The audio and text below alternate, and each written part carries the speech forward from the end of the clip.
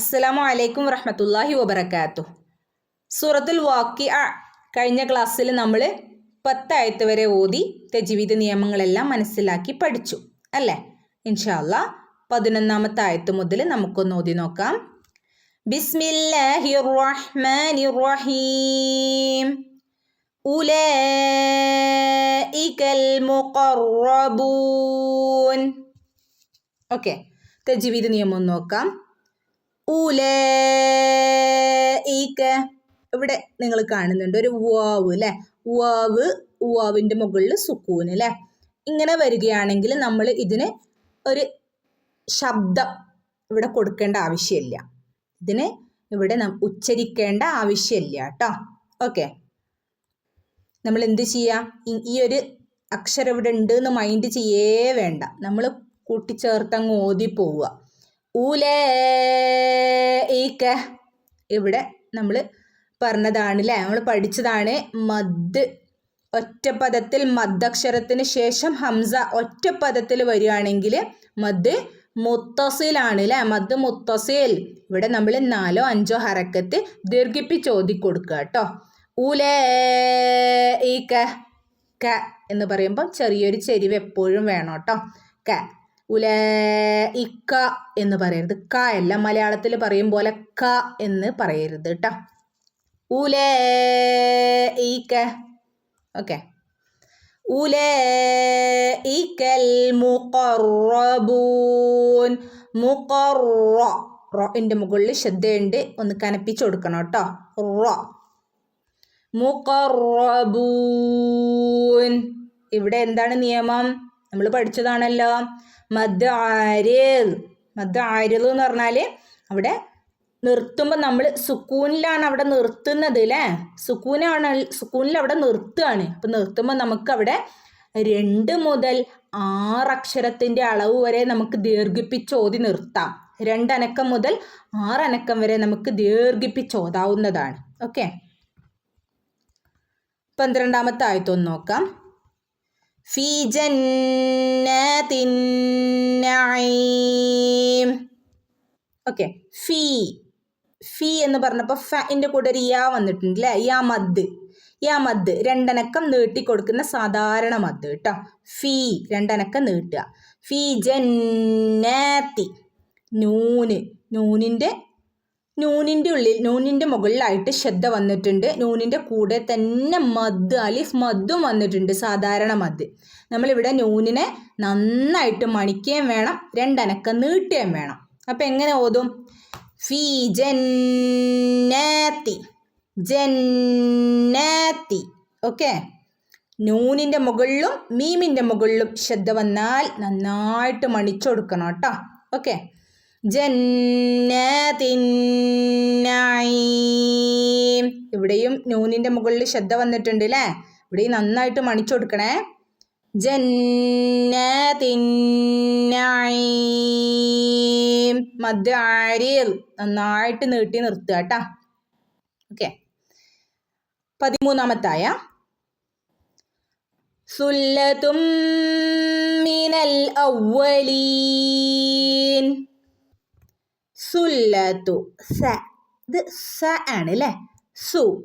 സ എന്നുള്ള അക്ഷരം നമ്മൾ ഉച്ചരിക്കുമ്പോൾ ഇങ്ങനെ പുറത്തേക്ക് നമ്മുടെ പല്ലിൻ്റെ ഇടയിലൂടെ കാറ്റ് പോകുന്ന രൂപത്തിലായിരിക്കണം അസഇൻ്റെ സൗണ്ട് വരേണ്ടത്. സു സു സു. ഓക്കെ, സുല്ലത്തും മീന. തെൻവീനു ശേഷം മീമു വന്നാൽ മണിച്ചു കൂട്ടിച്ചേർത്ത് ഓതണം എന്ന് നമ്മൾ പഠിച്ചതാണ്. ഓക്കെ, അപ്പം എങ്ങനെ ഓതും? സുല്ലത്തും മിനൽ അവ്വലീൻ. അവ്വലീൻ. വാവിൻ്റെ മുകളിൽ ശബ്ദമുണ്ട്, അവിടെ കനപ്പിച്ചു കൊടുക്കണം കേട്ടോ. അവ്വലീൻ. മദ് ആരിൽ നന്നായിട്ട് നീട്ടി ഓതി നിർത്തുക കേട്ടോ. 14ാമത്തായ വഖലീലും മിനൽ ആഖിരീൻ. നമ്മൾ പറഞ്ഞതാണ് എന്നുള്ള ലെറ്റർ നമ്മൾ ഉച്ചരിക്കുന്ന സമയത്ത് ചുണ്ടിനെ നമ്മൾ എന്ത് ചെയ്യണം? വട്ടത്തിൽ അല്ലേ? ചുണ്ട് വട്ടത്തിലാക്കണം, സർക്കിളാക്കിയിട്ട് വേണം പറയാൻ.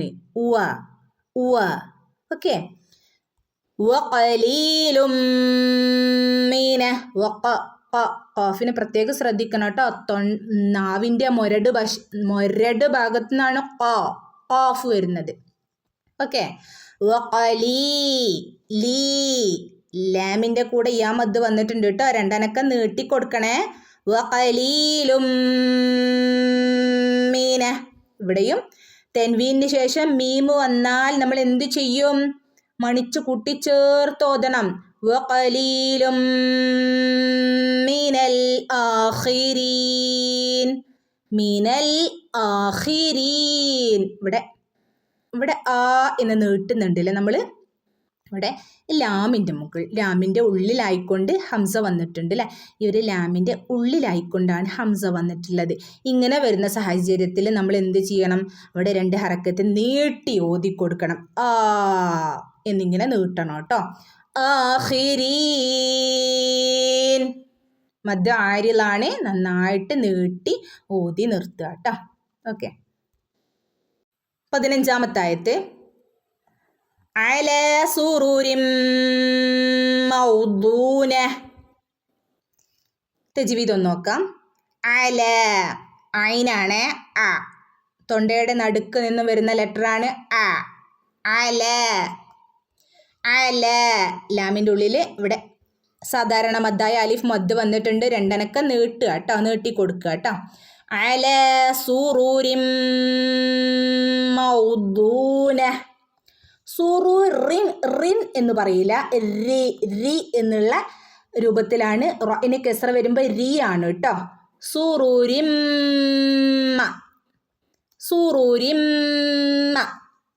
തെൻവീനു ശേഷം മീമ് വന്നാൽ നമ്മൾ പറഞ്ഞതാണല്ലേ, മണിച്ച് കൂട്ടിച്ചേർത്ത് ഓതണം കേട്ടോ.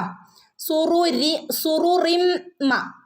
ചില ആളുകൾ ഓതുമ്പോൾ സുറുരിമ്മ എന്നുള്ളടത്ത് സുറുറിമ്മ എന്ന് ഓതും. അങ്ങനെ ഓതുമ്പോൾ തെറ്റാണ് കേട്ടോ, അങ്ങനെ ഓതരുതേ. സുറൂരിമ്മൗദൂന. ഓക്കെ.